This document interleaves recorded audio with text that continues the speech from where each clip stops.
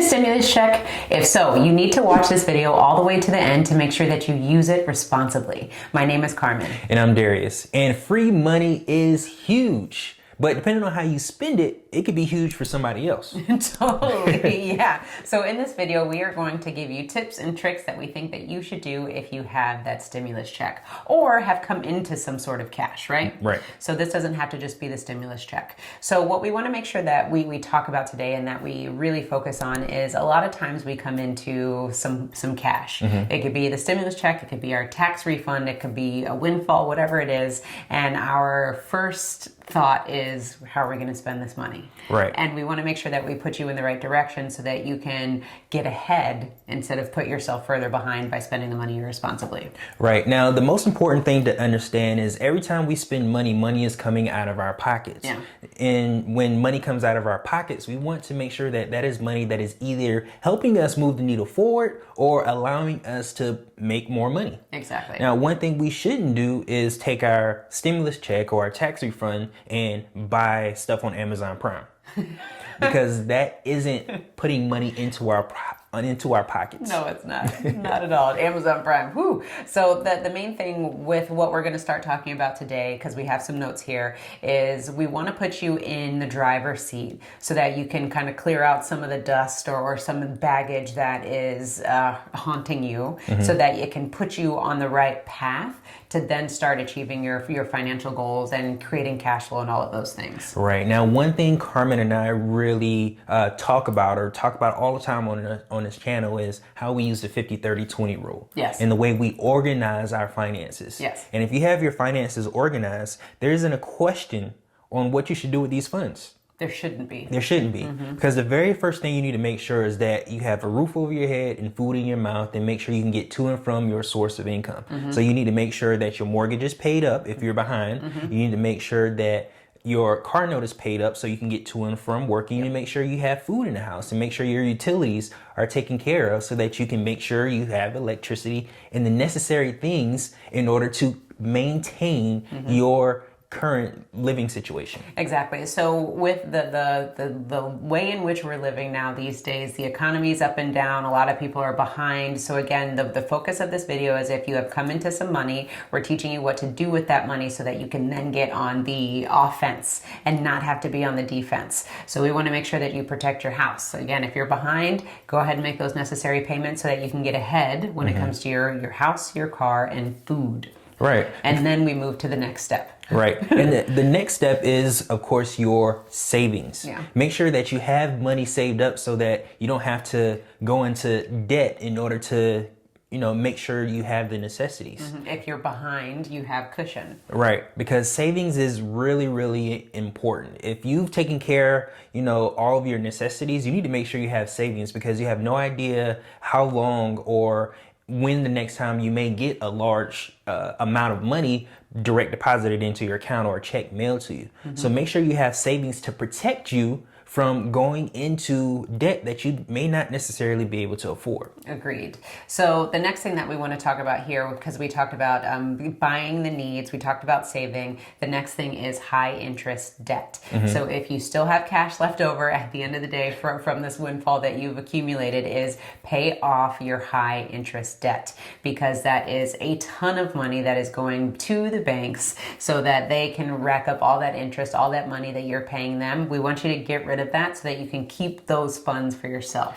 Yeah, because if we have 20% interest that we're making minimum payments on, if we can mm-hmm. pay some of that debt down, that's more money that we can save for ourselves, mm-hmm. more money that we can use for ourselves. Yeah. Because when we think about the economy and stimulating the economy, our economy is a reflection of our spending with these Fortune 500 companies. Mm-hmm. It's not a reflection on how we're maintaining our bills. Mm-hmm. What they want you to do is continue to purchase liabilities. Mm-hmm. That's how you stimulate the economy. So when you go and you buy a new iPhone with your refund, that's stimulating the economy. It's not stimulating us. So it's basically a reflection on how we're able to make everybody around us rich while we continue to stay in the same position that we're in. Mm-hmm. So make sure we think about that as we have this income coming into us. Do we want to make everybody else rich, or do we want to maintain the lifestyle we have or improve ourselves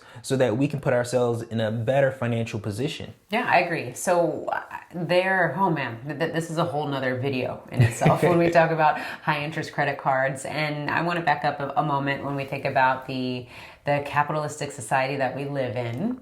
We are drawn to buying the next biggest gadget thing item, right? Whatever is out there. So again, with this video, we just want to make sure that you're spending responsibly. Don't be tempted to make purchases that aren't going to fill your cup, that aren't going to help you financially because you've received a stimulus check or you've received a tax refund or this windfall because you may have been spending irresponsibly. You know what I'm saying? Like, think about the bigger picture of things. You have this money. What are we going to do with it? And how can we do more for ourselves? So buying a new iPhone, getting whatever the next gadget is not going to bring cash flow back to your house. So going back to the capitalistic society in which we live in, we are bombarded with advertisements and marketing every single day. And so we need to put our blinders on and not be tempted to spend our money in ways in which it's not going to bring home more money. Right, because again, the whole idea of a stimulus check is to stimulate the economy. It's not to stimulate you personally.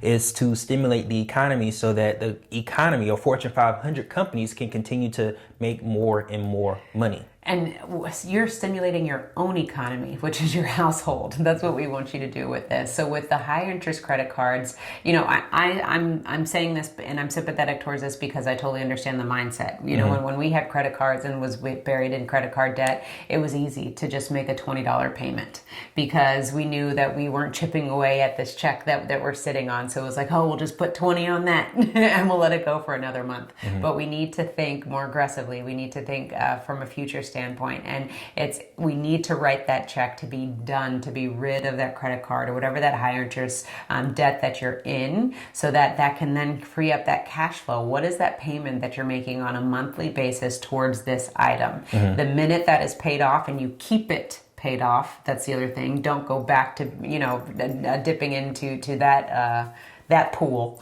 So, make sure that if you pay off a credit card, then be done with it. And then that frees up that minimum payment that you were paying every single month, which is now going to allow you to breathe a little bit easier. Now we can maybe take that amount of money and throw it at the next debt or whatever the next high interest credit card is so that you can pay down your debt faster and more aggressively. That's how we start to see traction on this financial front. Right. And even if you're just on the cusp, you have a 0% interest credit card, and next month or 2 months from now, then that interest rate is going to kick in. You want to make sure you pay that down before you get to that interest rate when it starts to kick in, because if it's at 19.75% is something outrageous, make sure you catch it before it gets to that point. So it may be an opportunity for you to use the funds if you've already taken care of your savings, if you're already paid off the existing interest cards that you have or debts that you have, then make minimum payments or make a payment to pay off debt that has 0% interest rate that is about to kick into having an interest rate. That happens a lot where people are like, oh, it's only 0%, but next month it's about to be 17 or 20. Go ahead and get rid of it so you don't have that threat knocking on your door because you don't know what those payments are going to turn into. Right. You have no idea what those payments are going to turn into, and all of a sudden the card is affordable and then it's not. And then it puts you even further back. So we want to make sure that we hit on this because the high interest credit cards are really the biggest opportunity that you have, because you're going to bring that cash flow back to you.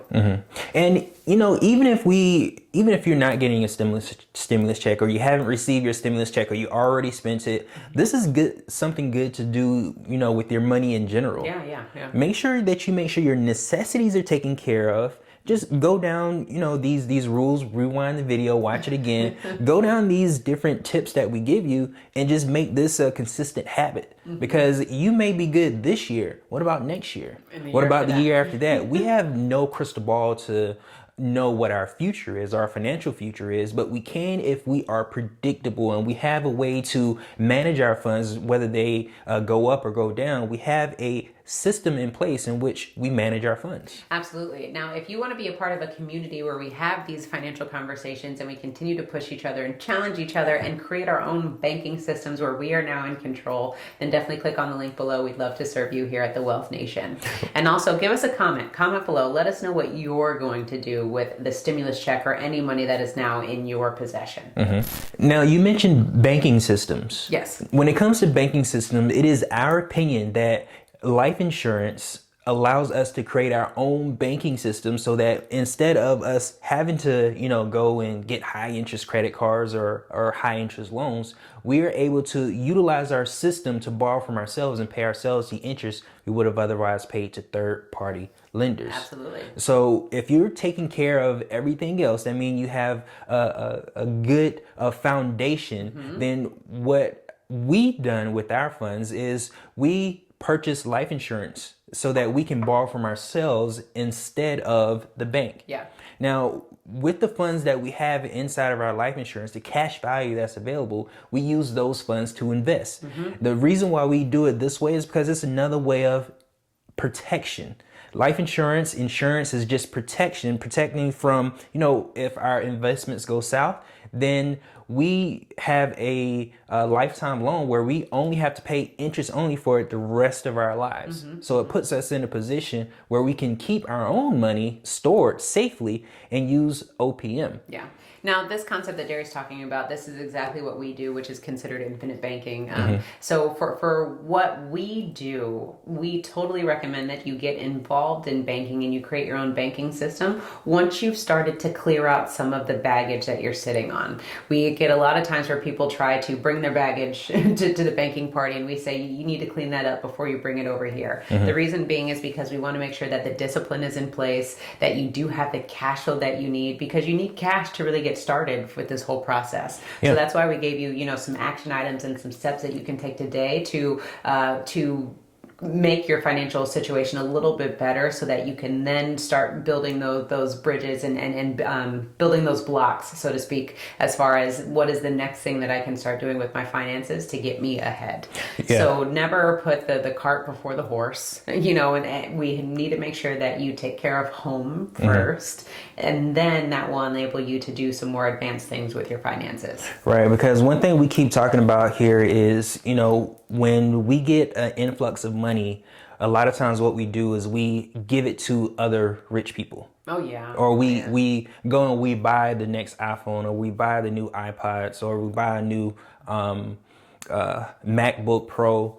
We buy these items, but cars, watches, shoes, whatever. Right. But these are liabilities that aren't putting money into our pockets. So if we don't, curb that prior to us moving on to the next steps, then we put ourselves in a position to repeat that over and over again. Exactly. And that's one of the reasons why we end up getting into the situation that we're in, where we can't take care of our necessities, or we don't have any money in savings, or we have high interest loans, is because we are in the business of stimulating the economy.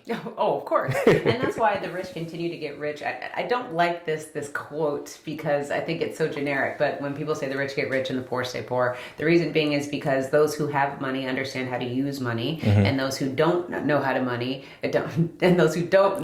use money continue to spend money that puts that money back in the wealthy's hands, in those pockets. That's why there's never really a transfer of wealth in that instance, because those individuals are going to continue to spend money, and that puts money in the wealthy's pockets. Right. So today, start thinking about what are you doing that is affecting you and your household, and how can you put yourself in a better position. Right. So with all that said, the last thing you should do is invest your money into assets that make you more money. Totally.